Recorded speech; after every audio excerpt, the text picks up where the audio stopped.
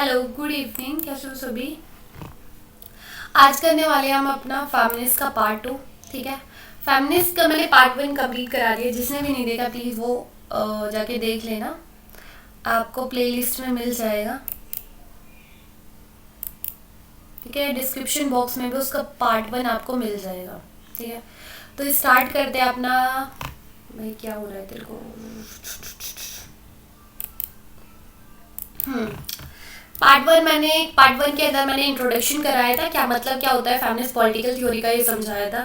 First wave समझाई थी feminist political theory की। सेकंड वेव कर लिया था liberal feminist, Marxist feminist, socialist feminist, ये सब हमने कर लिया था। ठीक है, आज हम करने वाले रेडिकल फेमिनिस्ट। जिसने भी नहीं देखा पहले तो पार्ट 1 देख के आए। ठीक है, तभी पार्ट 2 देखे। पार्ट वन अगर आपने नहीं देखा तो पहले उसको देखे, फिर उसके बाद देखे प्लीज, क्योंकि उसमें जो कराया हुआ है वो आपको माइंड में नहीं है, आपको नहीं पता हमने पहले क्या पढ़ा है, और आप सीधे इस पे आओगे ना तो कुछ समझ में नहीं आएगा। ठीक है, तो पहले पार्ट 1 देखना है, फिर उसके बाद पार्ट 2 पे आना है। ठीक है, ये सब हमने कर लिया था, कहाँ तक कर लिया था? Liberal, Marxist, socialist. अब आज हम पढ़ेंगे रेडिकल फेमिनिस्ट। ठीक है, पहले तो रेडिकल का मतलब क्या होता है? रेडिकल मतलब जो चेंजेस चाहते हैं जल्दी, जिनको जल्दी जल्दी चेंजेस चाहिए। ठीक है, एक क्रांति की बात करते हैं कि भाई देखो, अगर हमको लड़ाई करनी पड़े ना चेंजेस के लिए तो हम करेंगे। ठीक है, हमको धीरे धीरे चेंजेस नहीं चाहिए, हमको भाई रिवोल्यूशन लेके आना है। ठीक है, तो ये बात करते हैं जल्दी। फैमिलीज का मतलब क्या होता है? वो फीमेल को प्रमोट करते हैं, इक्वालिटी की बात करते हैं। तो इन दोनों को मिलाएंगे तो वो वाली फैमिलीज जो कि रेडिकल की बात करते हैं, जो कि जल्दी जल्दी चेंजेस चाहिए। ठीक है, तो ये हुआ। इस चैप्टर के अंदर ना ज़्यादा कुछ पढ़ने की जरूरत नहीं है, पहली बात तो। ठीक है, क्या करना है कि रेडिकल फेमिनिस्ट कब एमर्ज हुआ था, सेकंड वेव कब एमर्ज हुई थी, फर्स्ट वेव कब हुई थी, सेकंड वेव के कौन कौन से आपके आइडियोलॉजीज आती है। ठीक है, थर्ड वेव कब एमर्ज हुई थी, उसके कौन कौन से आइडियोलॉजी थी, वो याद करनी है। और एक दो स्कॉलर्स का नाम याद रख लेना बस, और कुछ नहीं पढ़ना है। ठीक है, आपको हेडिंग पता है ना, तो आप एक पैराग्राफ तो ऐसे लिख के आ सकते हो। ठीक है, कुछ नहीं है पढ़ने लायक, बस एक बार समझ लिया ना तो समझ में आ जाएगा, उसके बाद कुछ नहीं है इसके अंदर। ठीक है, रेडिकल फेमिनिस्ट स्टार्ट करते हैं। रेडिकल फेमिनिस्ट एमर्ज होते हैं कब? 1960s में। ठीक है, ये रिएक्शन होते हैं किसके अगेंस्ट? लिबरल फेमिनिस्ट के और सोशलिस्ट फेमिनिस्ट के। अब इन दोनों का क्या भाई, इन दोनों से क्या लड़ाई है इसकी? देखो, लिबरल फैमिलीज और सोशलिस्ट फैमिलीज क्या बोलते हैं? ये बोलते हैं कि धीरे धीरे चेंजेस चाहिए। अब इनको धीरे धीरे काम करने वाले पसंद नहीं है, ये बोलते हैं हमको तो भाई जल्दी चेंजेस चाहिए। ठीक है, तो इनके अगेंस्ट इनका क्या होता है? रिएक्शन होता है, जिसको हम बोलते हैं रेडिकल फेमिनिस्ट। ठीक है, रेडिकल फेमिनिस्ट के अकॉर्डिंग बोलते हैं कि हमको ना एक सिस्टमैटिक थ्योरी की जरूरत है। अगर फेमिनिस्ट को प्रमोट करना है ना तो उसके लिए आपको एक सिस्टमैटिक स्ट्रक्चर होना चाहिए।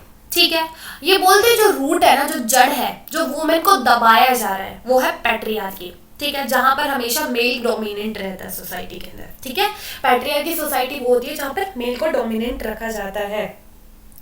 तो बोलते हैं कि जो जेंडर बेस्ड डिवीजन बनाई गई है ये कोई नेचुरल नहीं है, कोई प्रकृति के थ्रू नहीं बनाई गई, ना ही भगवान ने बोला है कि वुमेन कमजोर है, वुमेन को आगे नहीं निकलना चाहिए। भाई भगवान ने ऐसा कुछ नहीं बनाया, ना ही प्रकृति ने बनाया। ठीक है, बोला जाता है कि ये पैट्रियार्की सोसाइटी के थ्रू बनाया गया है। ठीक है, जो कि चला आ रहा है बहुत सारी सेंचुरी से। ठीक है, और इसको चेंज भी किया जा सकता है।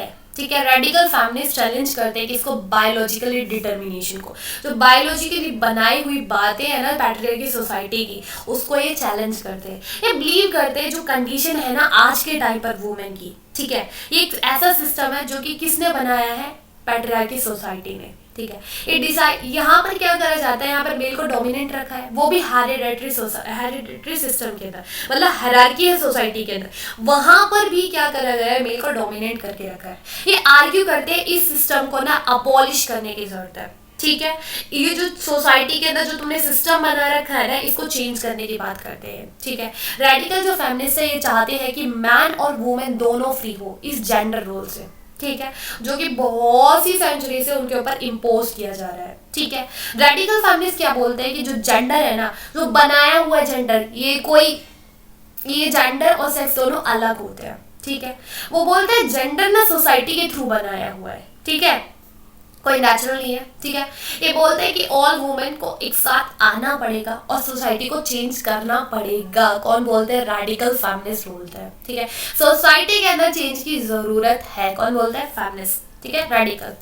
आगे चलते हैं third wave feminist political theory की। थर्ड वेव कब आती है, ठीक है, ये आती है हमारी 90s मिड सेंचुरी के अंदर, ठीक है। नैन्सी फेरिस जस्टिस इंटरप्टेड, ये एक पॉलिटिशियन थी जो बोलती है कि देखो वुमेन को लेकर ना कभी भी डिस्क्रिमिनेशन खाली उसके जेंडर को लेकर नहीं होता है, क्लास को लेकर भी होता है, सेक्सुअलिटी को लेकर भी होता है, इथेंसिटी, उसकी रेस, इन सभी चीजों को लेकर एक वुमेन के साथ डिस्क्रिमिनेशन होता है।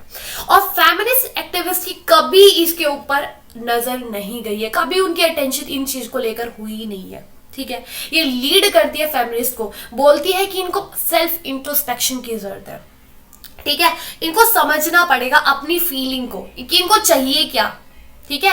तो सेल्फ इंट्रोस्पेक्शन की जरूरत है। और जो ये रास्ते को बदलना पड़ेगा, जो चल रहे हैं ना कि हमको वोट चाहिए, हमको इक्वलिटी चाहिए, वो इक्वलिटी ना आपको एक फैक्टर से नहीं मिलेगी, वो अदर जितने भी फैक्टर के थ्रू आपको क्या करा जा रहा है, डिस्क्रिमिनेट किया जा रहा है, आपकी क्लास को लेकर, आपकी सेक्सुअलिटी को लेकर, आपकी रेस को लेकर, इन सभी को आपको प्रमोट करना पड़ेगा।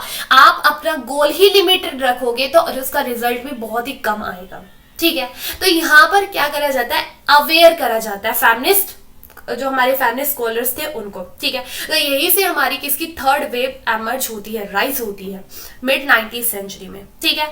और किस टाइम पर, पोस्ट मॉडर्न टाइम पर, पोस्ट कॉलिज्म टाइम पर। पोस्ट कॉलिज्म मतलब पहले की जैसे जो यूरोपियन कंट्री थी वो अपना कंट्रोल करके रखती थी, ठीक है।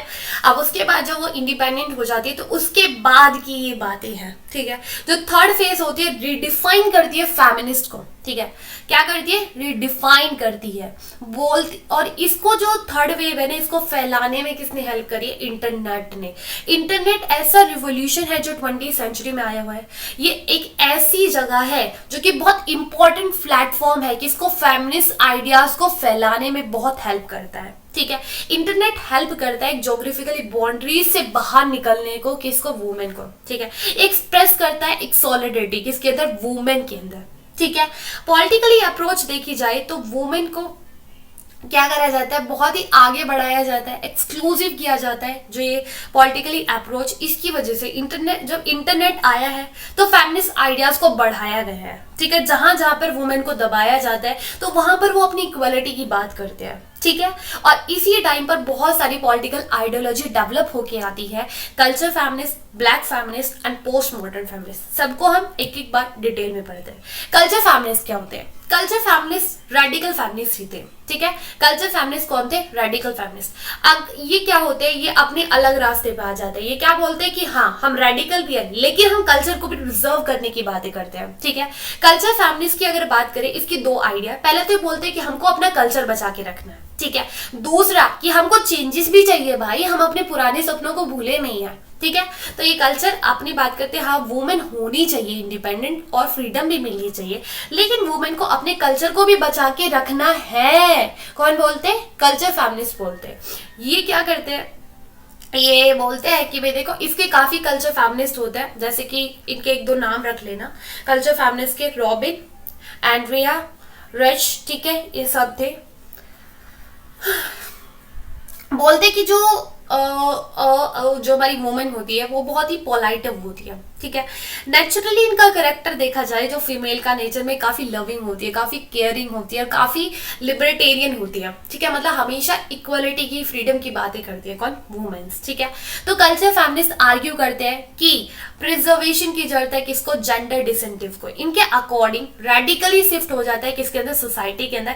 देखो पहले रेडिकली बात कर रहे थे, जो रेडिकल व्यू था इनका वो शिफ्ट हो जाता है किसके अंदर, कल्चर के अंदर, जहां पर ही कल्चर को रिस्टोर करने की बात करते हैं, ठीक है। इतना ही था, इक्वालिटी की बात करते हैं, ठीक है। और बोलते हैं कि एक्सप्लेन करते हैं कि फेमिनिस्ट को, वुमेन को, फीमेल को क्या करना पड़ेगा, अपनी फीमेल को कल्चर फेमिनिस्ट मतलब कल्चर को भी प्रिजर्व करना है और आगे बढ़ना है और यूनाइटेड रहना है। इनका विजन क्या था, यूनाइटेड सिस्टरहुड, ठीक है। आगे चलते हैं ब्लैक फेमिनिस्ट। ब्लैक फेमिनिस्ट यहाँ पर हमारी ब्लैक वुमेन आती है, ठीक है। तो इतना देखो हेडिंग पढ़ोगे ना तभी आप समझ जाओगे क्या लिखना है हमको, ठीक है। ये यूएसए के अंदर देखो पहले एक मूवमेंट आया था, दो मूवमेंट आए थे, एक तो वुमेन लिबरेशन एंड सेकंड आया था ब्लैक लिबरेशन मूवमेंट, ठीक है।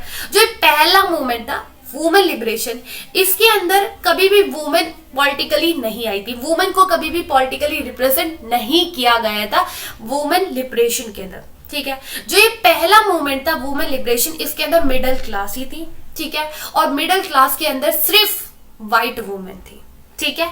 वुमेन लिबरेशन के अंदर कौन थी? सिर्फ मिडिल वुमेन थी, मिडिल क्लास की वुमेन थी, मिडिल वुमेन नहीं, मिडिल क्लास की वुमेन थी और वाइट वुमेन थी, ठीक है। एंड देन जो ब्लैक लिबरेशन मूवमेंट था, इसके अंदर ब्लैक तो थे लेकिन वो खाली मैन थे, वो वुमेन नहीं थे।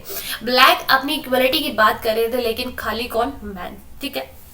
तो इन्हीं के रिस्पॉन्ड में, और यहाँ पर जो हमारी ब्लैक लिबरेशन मूवमेंट था, इसके अंदर जो ब्लैक वुमेन थी वो इनविजिबल थी, वो दिख ही नहीं रही थी, कैटेगरी थी ही नहीं ब्लैक लिबरेशन मूवमेंट के अंदर, ठीक है। तो इसी के सेपरेट, इसी के रिस्पॉन्स में एक मूवमेंट आता है ब्लैक फेमिनिस्ट मूवमेंट, ठीक है। कौन आता है? ब्लैक फेमिनिस्ट मूवमेंट आता है। इसका ऑब्जेक्टिव क्या होता है? इसका ऑब्जेक्टिव था कि क्लास, रेस, जेंडर, इन सब को लेकर जब वुमेन को क्या करा जाता है? अपोज किया जाता है। तो ये बोलते हैं कि इस सब को लेकर हमको अपोज नहीं किया जाएगा, ठीक है। तो इन सब के अपोज, जो क्लास को लेकर, जेंडर को लेकर जो बढ़ रहा है ना अपोजिशन, उसके अगेंस्ट इनके क्या थे? आर्ग्यू थे, ठीक है। आर्ग्यू करते हैं, इनके अगेंस्ट इनके एक्शन होते हैं, ठीक है। और हमारी एक एलाइस वेल्कर थी जो कि कॉइन करती है एक टर्म को, किसको? फेमिनिस्ट को। ये डिस्क्राइब करती है कि ब्लैक फेमिनिस्ट जो मूवमेंट है, ये इसके अंदर जो वुमेन है ना वो ब्लैक नहीं है, वो लैवेंडर पर्पल कलर की है। कैसी है? पर्पल कलर की है। कौन बोलती है? ये हमारी एक स्कॉलर थी, वो बोलती है, ठीक है। तो ये था हमारा ब्लैक फेमिनिस्ट। और जो ये मूवमेंट था, ये क्या करता है? ये दर्शाता है, बढ़ाता है किसको? इंडिविजुअल की कैपेसिटी को। वुमेन की खुद की एक इंडिविजुअल की क्या कैपेसिटी है उसको खींचता है और फ्लोरिशिंग करता है एक ह्यूमैनिटी को, ठीक है। एक ह्यूमैनिटी को, मतलब ह्यूमैनिटी क्या बोलते हैं हिंदी में? जो भी होता है यार, ह्यूमैनिटी सबको पता होगा, मुझे याद नहीं आएगा, ठीक है। तो ह्यूमैनिटी को बढ़ाने की बात करते हैं, मानवता, हाँ, मानवता को बढ़ाने की बात करते हैं। जो ये मूवमेंट होता है वुमेन का, इसके अंदर काफी बड़ी बड़ी कैटेगरी क्या करती है? आती है और कनेक्ट होती है, ठीक है। काफी बड़ी बड़ी जो वुमेन्स होती है, बड़ी बड़ी तो नहीं, बहुत सारी जो वुमेन्स होती है अलग अलग कैटेगरी की, वो आती है एक साथ और क्या करती है? अपनी आगे इक्वालिटी की बात करते हैं, ठीक है। और ये जो मूवमेंट था ये कलर को लेकर था, ठीक है। जो उनको कलर को लेकर हमेशा डिस्क्रिमिनेट किया जाता था, उसके अगेंस्ट ये मूवमेंट था। आगे चलते हैं post modern feminism. Post modern feminism सबसे बड़ा एक डिपार्टमेंट है। अब तक जितने भी हमारे liberal feminist, culture feminist, radical feminist, socialist feminist और ब्लैक फेमिनिस्ट, जितने भी हमारे फेमिनिस्ट आए थे ना, इनसे सबसे बड़ा जो हमारा डिपार्टमेंट था वो किसका था? पोस्ट मॉडर्न फेमिनिस्ट, ठीक है। इसके अंदर सिर्फ वुमेन को लेकर ही, वुमेन की ही बात नहीं की जाती, इसके अंदर बाइसेक्सुअल, जेंडर, ठीक है, इन सभी की बात की जाती है, ठीक है। बोला जाता है कि ये आर्ग्यू करते हैं women is not a stand alone category. बोलते हैं कि वुमेन एक ऐसी कैटेगरी नहीं है जिनको सिर्फ अलग रखा जाता है, ठीक है। वुमेन ही एक ऐसी कैटेगरी नहीं है जिनको सिर्फ उन्हीं को अलग कर रखा जाता है। और भी काफी फैक्टर है जिनको लेकर वुमेन को डिस्क्रिमिनेट किया जाता है, उनकी क्लास को लेकर, उनकी रेस को लेकर, उनकी एथेनिसिटी को लेकर, उनकी सेक्सुअलिटी को लेकर। क्या बोला जाता है कि वुमेन, एक नारी जो होती है ना, वो सिर्फ एक नारी के नाम पर ही उसको अलग नहीं रखा जाता है। और भी अलग फैक्टर होते हैं जिनको लेकर उनको क्या करा जाता है? डिस्क्रिमिनेट किया जाता है। उनकी क्लास को लेकर, उनकी रेस को लेकर, उनकी एथेनिसिटी को लेकर, उनकी सेक्सुअलिटी, मतलब एक कम था जो और भी डिस्क्रिमिनेशन उनके लिए बढ़ रहे हैं, ठीक है। ये सब फैक्टर आते हैं और इन्हीं से एक आइडेंटिटी बनती है वुमेन की। खाली एक वुमेन के नाम से ही एक आइडेंटिटी नहीं बनती है, ठीक है। उसकी क्लास भी होती है एक वुमेन की, उसका खुद का एक रेस भी होता है, उसकी एथेनिसिटी भी होती है, उसकी सेक्सुअलिटी भी होती है, किसकी? वुमेन की, ठीक है। तो पोस्ट मॉडर्न जो फैमिलीज थे, डोना, मैरी, ठीक है, और भी थे फ्रग, ठीक है, मैरी जो फर्ग, ये सब ये आर्ग्यू करते हैं वुमेन सिर्फ एक ऐसी नहीं है जो कि एक कॉमन, एक सिर्फ ही अपोजिशन को फेस कर रही है, ठीक है। ये बोलते हैं वुमेन ही एक ऐसे पार्ट नहीं है सोसाइटी का जो पहले से ही क्या फेस करती आ रही है? अपोजिशन, जिनको दबाया जा रहा है, ठीक है। और भी है होमोसेक्सुअलिटी, ट्रांसजेंडर, इनको भी हमेशा से दबाया जा रहा है, ठीक है। तो यहाँ पर ये बात करती है वुमेन को आगे बढ़ाने की, ठीक है। मॉडर्न टाइम पर सिर्फ वुमेन की ही बात नहीं की जाती, होमोसेक्सुअलिटी, ट्रांसजेंडर, इन सब की बात की जाती है कि इनको भी आगे बढ़ने की जरूरत है। इनकी खुद की तो गलती है नहीं भाई, ठीक है, भगवान की दी हुई चीज है। अगर आप भी खुद भी कभी भी किसी इंसान के साथ डिस्क्रिमिनेट करो ना, तो पहले अपने माइंड में एक बात याद रखना, क्या जो ये है वो खुद से है? मतलब जो ये है इसकी खुद की गलती है इसमें? नहीं, ठीक है। अगर उसकी खुद की गलती है तो आप उसके साथ डिस्क्रिमिनेट कर सकते हो, लेकिन उसको भगवान ने दिया है, उसकी जाति भी हो सकती है, उसकी कास्ट भी हो सकती है, कुछ भी हो सकता है।